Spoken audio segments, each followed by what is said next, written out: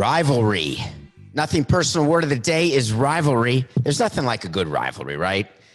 It brings out all of the most irrational views of fans, coaches, students. One of the great rivalries in college sports, and who doesn't love college rivalries, is Michigan-Ohio State. Now, you know I'm a Badger, so I don't like Michigan. I don't like Ohio State. I don't like Indiana. I don't like Minnesota. I love Wisconsin. But I always was jealous and recognized that the Michigan-Ohio State football rivalry was something that, as a Badger, I just wasn't a part of. And I wanted the Badgers to beat those teams so badly, mostly Michigan, partially Ohio State. And the way I would rationalize everything is I always figured Wisconsin was a better school. We had Back to School filmed on campus there. We had Bascom Hill. We were Wisconsin, on Wisconsin. But I got to talk about the Michigan-Ohio State rivalry because it's pretty big. But more importantly, something happened yesterday that made me laugh. And if I'm laughing, it means I'm trying to get you to laugh. So the Big Ten had a conference call with all its coaches. So you can picture what these conference calls have been like during COVID. Hey, how's it going on your campus? Fine. How's it on your campus? Great. Hey, you're not practicing, are you? Absolutely not. I think we should still play. Oh, yeah, we got to play. We can play. I don't know. What's your chancellor saying? What about your president? What about your athletic director? Yeah, we're good. Yeah, you're losing money, are you? Yeah, what about masks? Should we wear them? Did you see what was going on with these other conferences? They're not playing. We're going to play. We got to play. We're going to play. So they have these conference calls where they're going through, trying to figure out what's happening in an ever-changing world by the minute as it relates to COVID, where places that were cold spots are now hot spots. Places that were hot spots are now cool spots. Some are cold, some are warm, some are getting hotter. Some are just a flat-out petri dish. So you have these calls. And yesterday, let me just tell you, have you ever heard of Jim Harbaugh?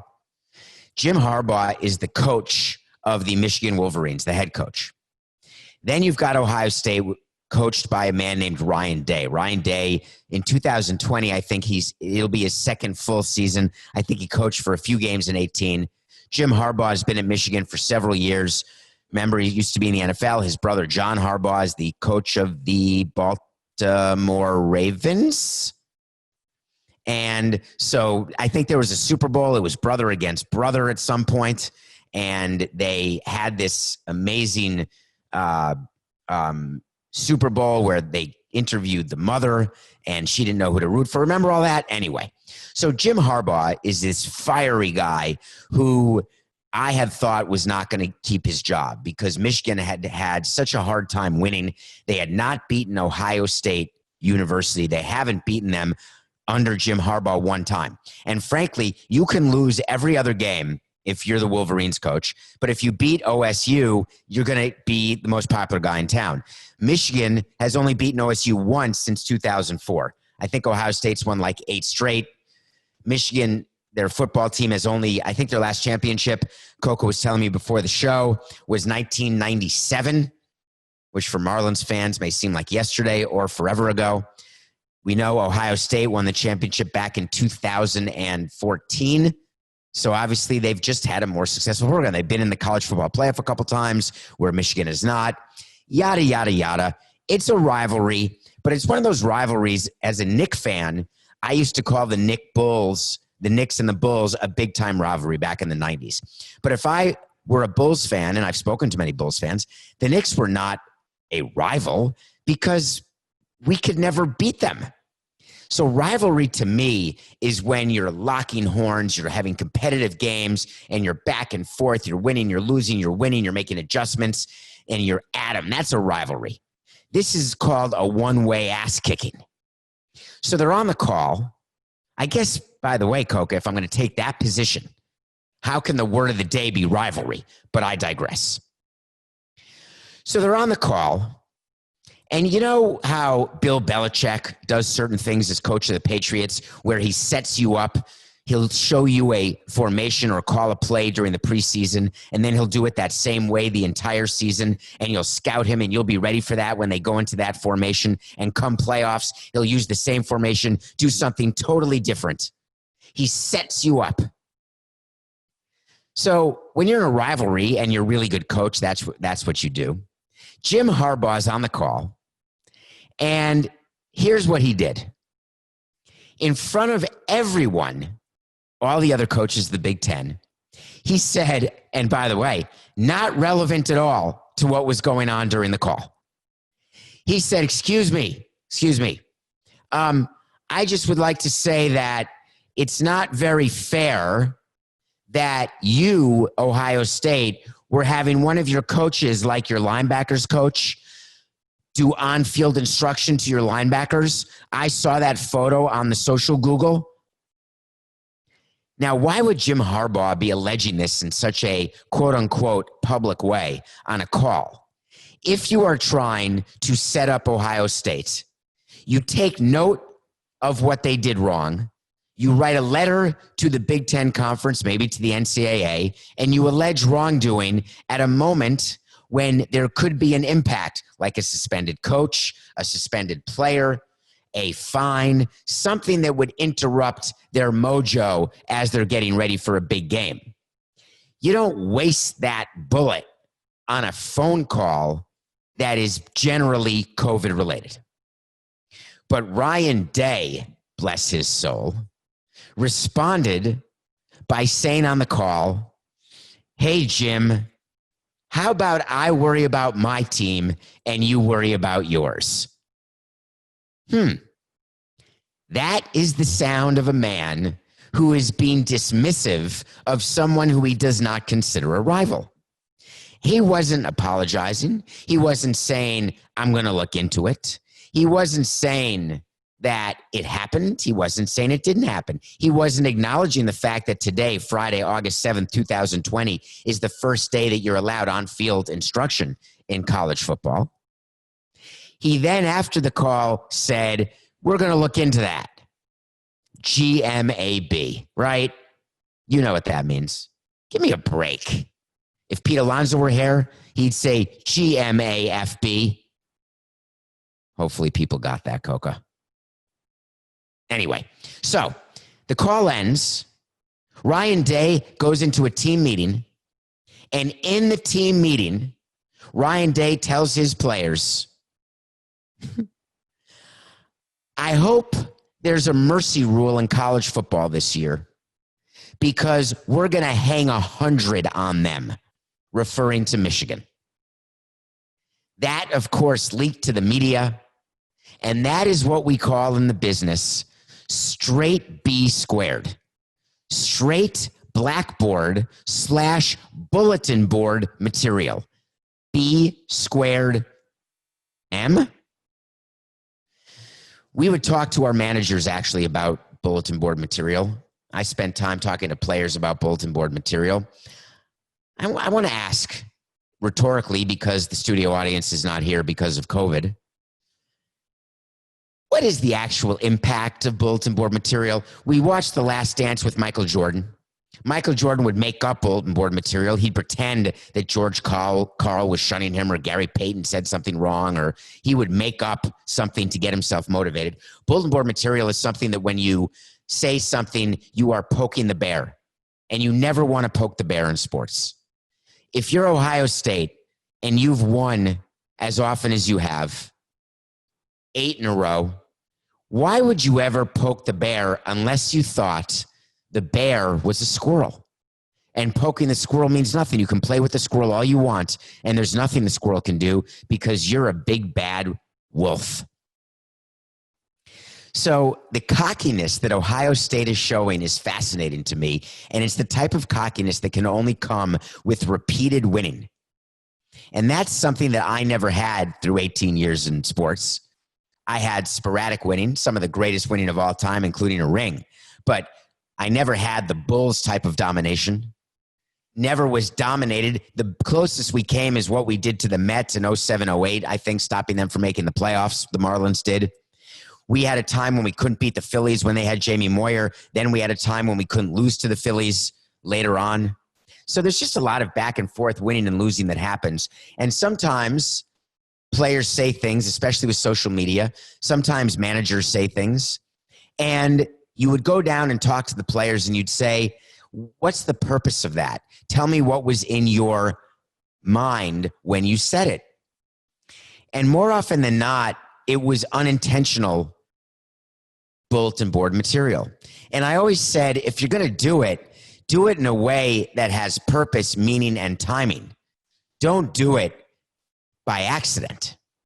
And I got the feeling that yesterday Ryan Day was doing this on purpose. Ryan Day was responding to Jim Harbaugh calling him out and acknowledging and bringing up the fact that Ohio State had broken the rules, which clearly, if there is a picture on the interweb, that shows the linebackers coach, Al Washington, having a on-field instruction prior to today. That's a violation. Is that going to mean, and we're going to get to this later in the show when we talk about LeBron James. We got a big thing about LeBron later in the show. But does that mean that Ohio State's going to be more prepared? Does that mean they're going to win their 9th straight over Michigan because they had a little on-field instruction with the linebackers? I don't know what Harbaugh was doing. I really don't. But I do know this. It's time to move on. You know what I want? I want to talk to Samson. It's an early So You Want to Talk to Samson on this Friday afternoon. Get into Twitter at David P. Samson. Ask me a question. By the way, my last name is spelled Samson. I get a few people who write, so I want to talk to Samson, and I really don't know who they're talking to. At David P. Samson, I guess I understand the confusion. Get in the DM, ask a question. I'm going to get to it. This was a question that flows perfectly from the Rivalry Nothing Personal Word of the Day. The question was, can you please discuss what in the heck is going on in college football? Well, that seems like a general question. Why did it capture my fancy on a random Thursday evening? Spoiler alert, I start working on the show the night before. Well, yesterday, 2 things happened of note. One, the Big Sky Conference, which is in the FCS. Now, you know what the FCS stands for. Football Championship Subdivision, a.k.a. Division I AA, a.k.a. it's a bunch of schools, none of whom are in the top 25. And I said that without any knowledge whether any of them are in the top 25. But after my pre-show meeting with Coca, I would say that none of them are in the top 25. They canceled their season. Done. Big Sky Conference became the second college football conference after the Ivy Leagues to say no more football. Everyone's saying, is this the domino? We've talked a lot about dominoes on the show. Well, it's not the domino, and here's why. You know when you place 10 dominoes in a row, and there's a Survivor challenge like this, by the way, and you put the domino down, and then it starts going. The second one falls, the third one falls, the fourth one falls. God damn it. I put the fifth one too far away. The fourth one fell flat. The fifth one is upright. That's the end of the domino. The SEC is the fifth domino in this example.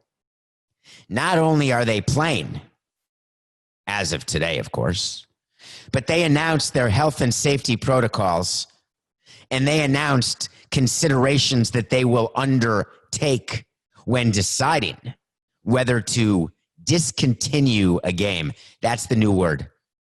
We used to say, do you remember back before, in the beginning of COVID, Coca, where we would say, is it postponed? Is it halted? Is it canceled? Is it paused? We had a lot of adjectives that we used for sports. The SEC released game discontinuation considerations. Okay. They're so foolish that they made me laugh.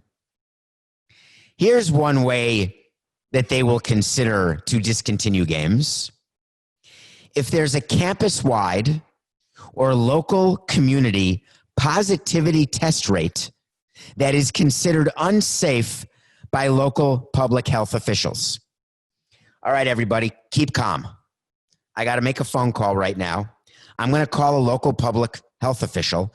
I'm going on the Yahoo, and I'm going to look under local public health official in Alabama. 1 second. I'm going to have Nick Saban call. Hi. Okay, you are the local health. Oh, no, you're a local public health official. Thank you so much. Question. So we have a outbreak a little bit in Alabama. Not a big deal. We got a few people, maybe 10, 50 people, nothing. So what is the positivity rate that you would consider unsafe? I'm sorry, Nick, I don't know what you mean. What do you mean unsafe? Is that a legal term? Is that a personal term?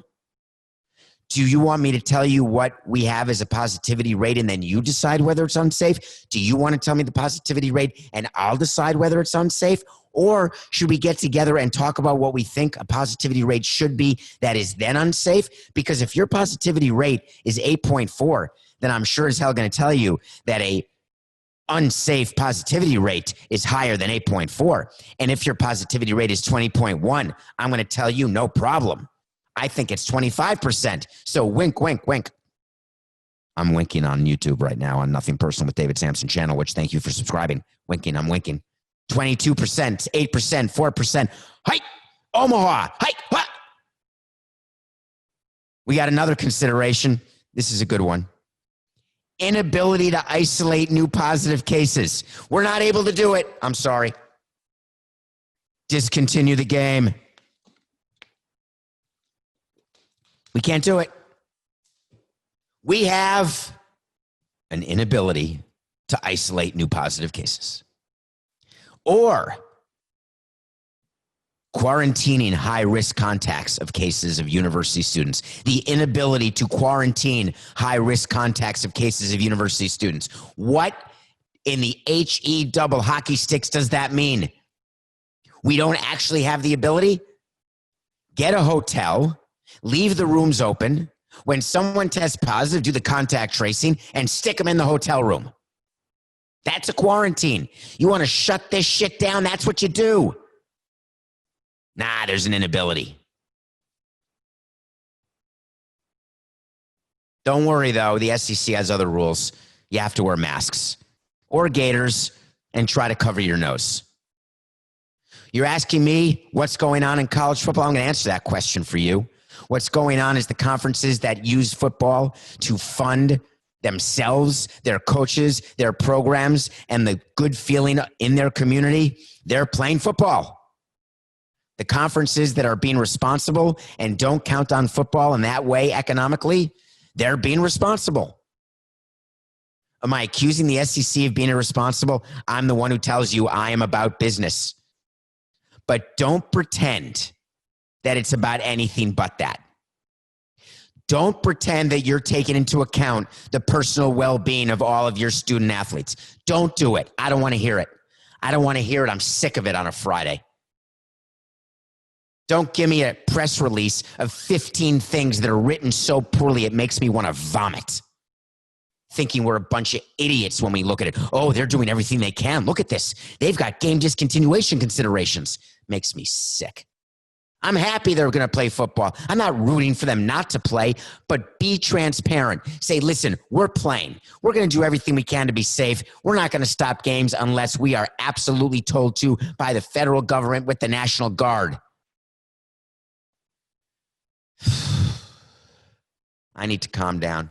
And the way to calm down is to take a break. We're going to get to LeBron later, but after the break, I'm going to tell you a story about something that has caused great calmness. We'll be right back. Welcome back to a Friday Nothing Personal. You know that throughout this pandemic, every day I'm watching movies. And you know, if you've been listening this week, if you're just catching up and you're starting on Thursday, but today's Friday, so that would be yesterday, forgot the day. I've been reviewing musicals this week. I love musicals. I love documentaries. So I watched That Thing You Do on Monday. I watched 2 Bob Dylan documentaries, Tuesday and Wednesday, that were phenomenal. I reviewed Woodstock, a documentary yesterday that was life-changing. And last night, I watched a documentary that, out of everything I've watched this week, is more likely to change my life than any of the others. It's a documentary called What Happened, Miss Simone? It's a documentary done about the life of Nina Simone. Now, Nina Simone is someone who I'd heard of. I watched and love Point of No Return. Bridget Fonda is one of my all-time faves. Literally. She did a movie called Point of No Return where she loved Nina Simone and the music of Nina Simone, but I didn't know her music when I watched that movie. Every time I've watched it, I didn't focus on it. I love the Thomas Crown Affair. Who doesn't love Rene Russo? I didn't realize the song from Thomas Crown Affair is Nina Simone's. I didn't know Nina Simone had recorded a version of I Got Life from the musical Hair. Powerful, unbelievably powerful. I didn't know the story of her activism. I didn't know the story of her sickness. I didn't know the story of her death, her ups, her downs, her fame, her struggles. The most telling line of the documentary is someone who says, the only people who don't recognize Nina Simone's voice are the people who have never heard Nina Simone's voice. And I had never put one together with the other. And after this documentary, there will never be a song I hear by Nina Simone that I will not be able to identify as a song by Nina Simone. When you are in an abusive relationship, when you are in the public eye, when you have to be performing and on at all times, when you have the weight of a social, racial, civil rights movement on your shoulders, there is ample opportunity for mental health issues, physical health issues, unbelievably powerful songwriting and performances, life-changing and affirming lyrics, including a song called Mississippi Goddamn, after the bombings in Birmingham. It's about an hour and a half, the documentary, and I hope that you watch it, because I am now going to download Nina Simone's music. I will have it for me during runs. I will have it for me to think about and listen to and have it relax me, but also make me thankful that she performed and wrote and did what she did. What Happened, Miss Simone, is part of a quote by Maya Angelou. And this documentary goes through exactly what happened to Miss Nina Simone. Thank you, Nina.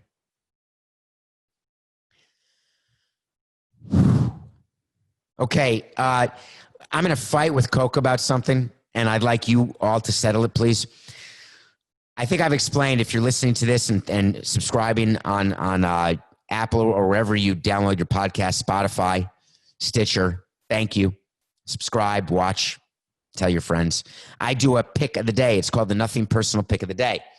We generally try to get to it, but if something happens during a show where I go too long or something comes up during the show that I need to talk about because it interests me or it interests Coca or likely the intersection of such interest, we don't get to it. But I submit the pick in the rundown to Coca every day.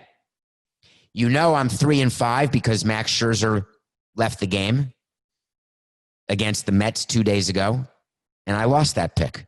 My pick yesterday was the Reds and the Indians, the over, because it was Luis Castillo against Carlos Carrasco, and I thought that there would be at least 10 runs scored. I had no idea that one team would score all of them, but that game went over. But Coke is not letting me count it as a win because I didn't say it on the show. But deep down, in a place that he doesn't want to acknowledge, he knows I'm 4-5, even if I have to tell you I'm 3-5. I swear to God, I'm going to run through this computer and rip out that soundboard. How about some better noises than that? pick of the day today is Jack Flaherty over John Lester. I'm taking the Cardinals over the Cubs. The Cubs are the best team in baseball next to the Marlins and the Yankees and the Twins. They're having a great season. Lester's got a nice little tidy ERA in the 1+ range. Jack Flaherty has been not playing, throwing balls against his mattress. The Cardinals are going to find a way in what I'm calling the mattress game. Take the Cards. I'm getting back to 500 in my own mind. Okay, wait to see is when we go through and we talk about things that are going to happen. We keep track. We have a document of every wait to see we've done in this show. I revisit them, tell you when they do or when they don't. It's not like I'm making a prediction or a pick. It's what I'm telling you I think in my brain makes sense that's going to happen. And when it happens or it doesn't happen, I want to let you know. We did a whole segment yesterday on Texas Tech and their head women's basketball coach, whose name I'm not going to give you because she doesn't deserve to have her name spoken on the air. She was involved in abusive activity, to say the least. And I said on this very show yesterday, that the president of Texas Tech will have no choice but to fire the coach. It's not even a question. There is no choice. Well, late last night, it happened. It was not an official wait to see, because why would I make a wait to see out of something that is a guarantee? Wait to see. The sun will set tonight. It's too cheap. Not doing it. Texas Tech fired the head coach. Well, I've given some love on Twitter to the Marlins, and they deserve it. They've got the best record in baseball. They're 6-1 for the first time since a long time ago, maybe 2004, 2009, 2016. They've only played 7 games, I grant you, but they're the only team in baseball with 1 loss. They swept a 4-game series after being quarantined with a whole new roster. My wait to see is this, and this is not me being down on the Marlins, because I'm so happy. Don Mattingly, a shout out to you. Don Mattingly was hired by the Marlins before the 2016 season. Derek Jeter, for whatever reason, kept him and even signed him to an extra year this year. He just became the all-time winningest manager in Marlins history, passing Jack McKeon. I believe that the New York Yankees will still finish 10 games ahead of the Marlins. And the reason I think that is the mentality of the Marlins right now, us against the world, the underdogs, the big story, the great story. They're getting national love now. They're getting all the attention. Can they be the team that makes the playoffs for the first time since 2003? Yeah, don't worry. I'm aware of that. Can this be the team with a bunch of almost no names coming together? Can it be? The answer is I don't know. In the NL East, the top 2 teams will make it, as you know. It's not out of the question, and I'm rooting for it. But the Yankees are a better team, and while it doesn't show now, the Yankees will finish double digits ahead of the Marlins when you look at their records. That does not change how excited I am about what the Marlins are doing. And by the way, Coca, I put in a tweet congratulating Mattingly about our franchise and people lost their minds. I want to say this. When I put the word our, it was purposeful, not a dollar in the jar on this show. That's totally different when I think about me as though I'm still in the game or running the team.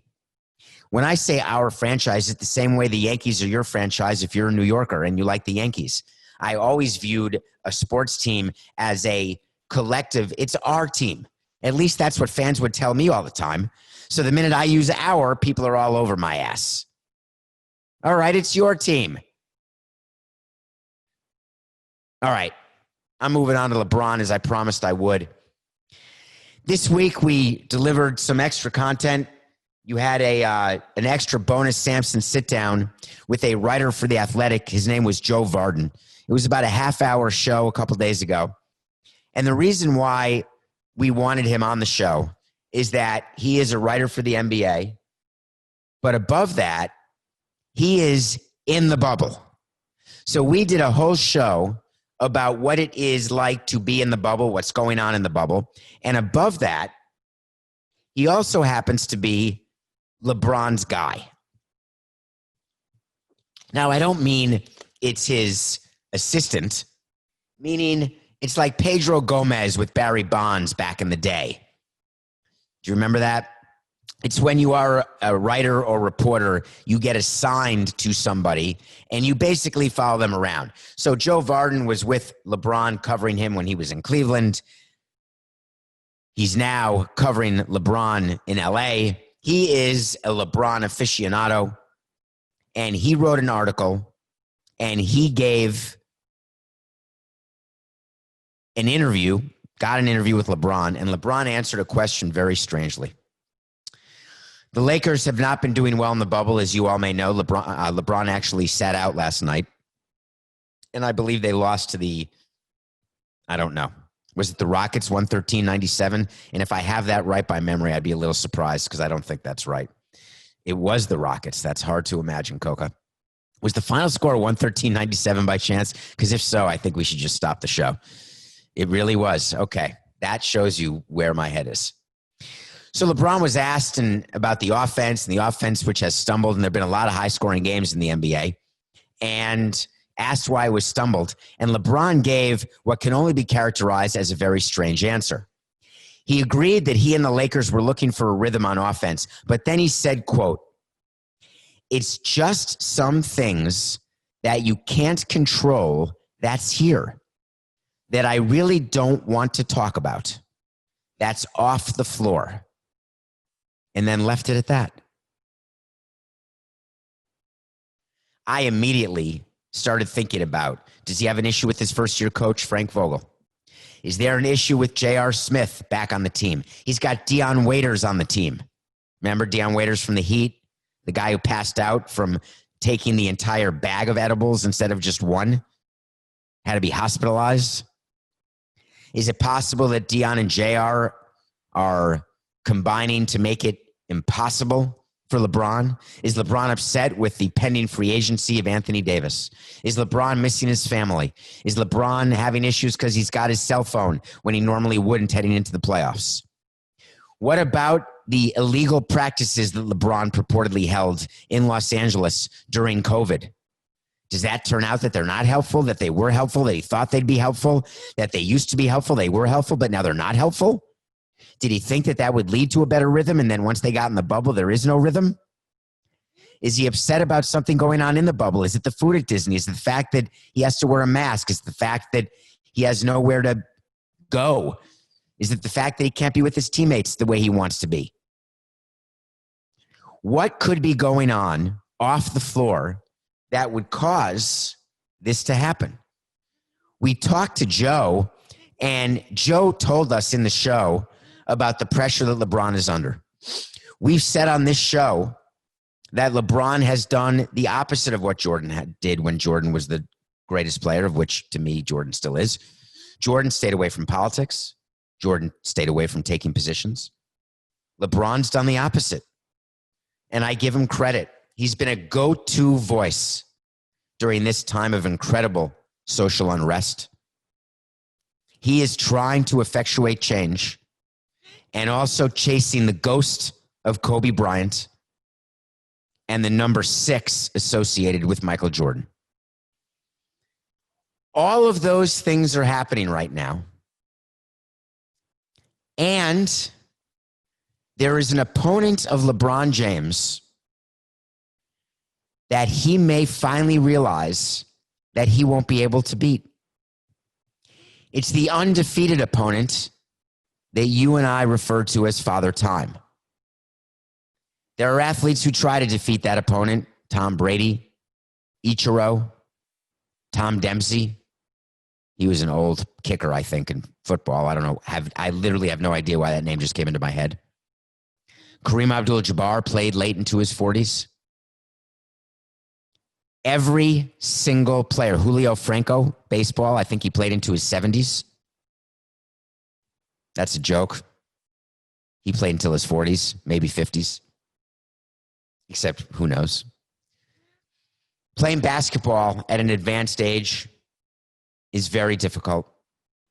When you're a superstar and your body stops doing what your mind thinks your body used to be able to do and thought it still can do and pretends it still can do, but then your body says to your mind, I can't do that anymore. I don't even know what you're talking about.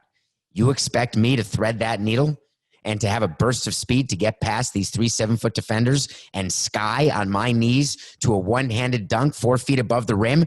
Are you kidding me? I know I could do that 6 years ago. Believe me, I know. I'm just as sad as you are. I can't do it. That could be what is bothering LeBron. We don't know. I found it very telling that LeBron would say that because he's so purposeful with his statements. He's so careful and considered with the timing of those statements. As the bubble is heading out of these seeding games, which are the 8 games the teams are playing prior to the actual playoffs starting, when the Lakers, who have clinched the number 1 seed for whatever that's worth inside a bubble, it is surprising to me that those words came out, and it should make you nervous as a Lakers fan. Because if there are things that he believes he can't control, the only way that is possible is if he's gone through the process of attempting to control them and failed. Because even with time, people, including me, try to control it until they've proven to themselves they can't. And that's with something that going into it is an absolute loser. Everything else LeBron has been able to control his whole life, his whole career. Stay tuned to this story because there's definitely going to be more.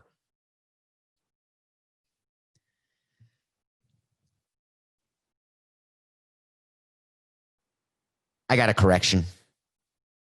Okay, here's how this works. I say a lot on the show. You know it's unscripted. There's no prompter. We have topics, but we don't know what direction they're going to go in.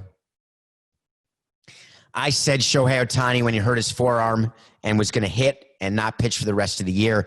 I said that he got the biggest contract for a Japanese player, and I was just wrong. Let me tell you what happened with Ohtani and remind you because I had to be reminded.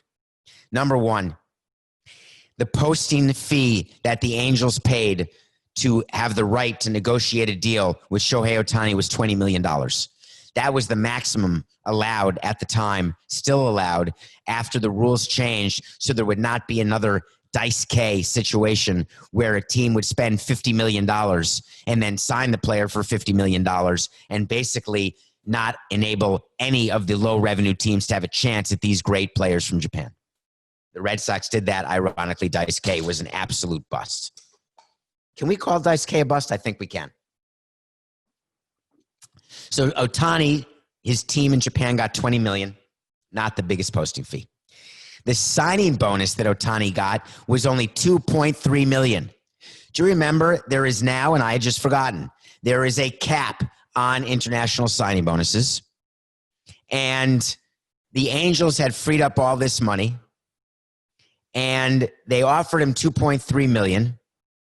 And what was surprising to me is that the contract Ohtani took was so small, it's the most he could get. Why he chose the Angels, he claimed they were going to let him play 2 ways, which we now know is probably not working out. He liked being in LA. It's obviously closer to Asia. Whatever the reason was, when he signed, I always had the feeling that the Angels had an agreement in place on a huge extension that they were going to give him. And that was absolutely not allowed. There's no way to prove it because baseball came out when Ohtani signed with the Angels to appease all of us executives who were sort of looking askance at what had happened and said, if we find that the Angels in any way have made a promise to Ohtani or negotiated a second deal for Ohtani, they will be subject to severe discipline. Well, we don't know what's going to happen with the Angels, and we don't know whether they are going to sign him to an extension, especially because he may not be who they thought he was going to be. Is he a $200 million player the way he could have been coming out of Japan? In any case, I think he was guaranteed more. I'm not going to make it a wait to see. It is a business question of the day, though, is whether or not the Angels, if they had promised Ohtani a record-breaking amount upon signing him to be given in the future, are they still going to do it when they know that he's got the arm issues he's had and the problems staying on the field? He's going to be DH, and he hit a home run last night as a DH, his first at bat after his forearm injury. But will it be enough to actually go through and sign him to the deal that I believe to this very day he was promised? So thank you for the correction. And we also have another angle to ponder as we watch Ohtani's career unfold. So a quick live note that just happened that Coca just whispered in my ear. We talked about in the beginning the Big Sky. I just want to give you a follow-up to the Big Sky Conference. That is the conference that is part of the FCS. They're canceling their fall season. They are reportedly going to announce they're going to play all in-conference games this spring. This is interesting to me only in that if a lot of conferences choose to play in the spring and the Ivy League's left open this possibility too, players who are eligible for the draft, who have a chance to be drafted, in my opinion, will not participate in those games. They will opt out even if COVID, if there's a vaccine, even if everything's done and good and great, because why would you risk injury? So the college football situation is evolving, and we will, of course, follow it. Okay, I want to end the show with something that happened last night. And it's a complicated issue in some ways and a simple issue in others. The Oakland A's are my pick to win the AL Central over the Astros. I've talked about it on CBS Sports HQ, talked about it here on Nothing Personal. The Oakland A's are off to a good start, and they had a game. They've had 2 walk-off home runs already. They're a good team. And it's not like they're a sleeper. They won 97 games last season. They have a bench coach. His name is Ryan Christenson. And last night, Ryan Christenson, after a home run, remember the new protocols we talked about yesterday with MLB? No high-fiving, all the stuff that you can't do. So we're seeing walk-off celebrations. Nick Markakis in his first game back hit a walk-off home run for the Atlanta Braves after he had opted out, then he opted back in. He took 7 days to get himself together, reported for duty with all the injuries to the Braves, hit a walk-off home run. The celebration, instead of the big crowd at the plate where everyone's jumping on each other and ripping off their shirts to show their buzzers, instead of all that, they are now doing what's like reminding me of my mime chug in camp, my mime activity when I was part of a mime troupe where you're giving fake high fives, fake elbows. Some teams are doing it, some teams aren't. Well, the Oakland A's are a team that has been doing it. So upon crossing home plate, going back to the dugout, Ryan Christenson extended his hand in what could only be said to you was the Nazi salute, the Hitler salute, where you put your hand in front of you straight out a bit at an angle. In the video, it looks as though a player says to him, "What are you doing? We're supposed to be bending elbows." And then Ryan Christenson does it again and says, "Oh my God," and then stops doing it. That video, to me, as a very sensitive person in this issue, as obviously you understand my view towards anti-Semites, toward Nazi Germany, the Holocaust, I would be the first one to condemn someone who thought that anything about white supremacy or Hitler or the Nazis is anything other than a fireable offense, if not a jailable offense. And I understand the issue with freedom of speech and expression. But in this day and age, you knew what was coming, and it came. Matching statements. Starting with Ryan Christenson. "I made a mistake and will not deny it. Today in the dugout, I greeted players with a gesture that was offensive. In the world today of COVID, I adopted our elbow bump, which we do after wins, to create some distance with the players. My gesture unintentionally resulted in a racist and horrible salute that I do not believe in. What I did is unacceptable, and I deeply apologize." The Oakland A's countered. A's bench coach Ryan Christenson greeted players with a gesture that looked like a Nazi salute. "We do not support or condone this gesture or the racist sentiment behind it. This is incredibly offensive." I don't like when you use adjectives. It's offensive or not offensive. This is incredibly offensive, especially in these times when we as a club and so many others are working to expose and address racial inequities in our country. We are deeply sorry this has happened on our playing field. The A's have left it open to whether they're going to fire him. I think they're going to see how the public winds are. My problem with Ryan Christenson's statement is simple. I don't understand how anyone is not aware of what the Hitler salute and the Nazi salute is. Is it possible there are people in this country who don't know? Is it possible that the education of those in our country is so poor that we have to go back and make sure that we teach certain things? It can't be. It can't be that Ryan Christenson did a statement where he had to say that he did a salute and that it was unintentional. No one does that salute without knowing what it is. It can't be, Ryan. I'd like you to come out and just say it. When it comes to sports teams and dealing with situations like this, because I've had to do it, the Oakland A's have dipped their toe in the water. And if the public lets this go, they'll let it go. If they don't, they'll react. It's like Texas Tech firing its coach today after the allegations were made public. You think the president of Texas Tech didn't know that 12 players had transferred? You think the president of Texas Tech didn't know that the strength and conditioning coach had resigned amidst allegations? It's laughable. You think the A's don't know what they have to do? They're sitting there in their offices right now. They've got a PR firm. They're looking at what their next statement will be. And they're recognizing that in this day and age, one misstep could cost them in a way that it never had before. And for that, I am thankful.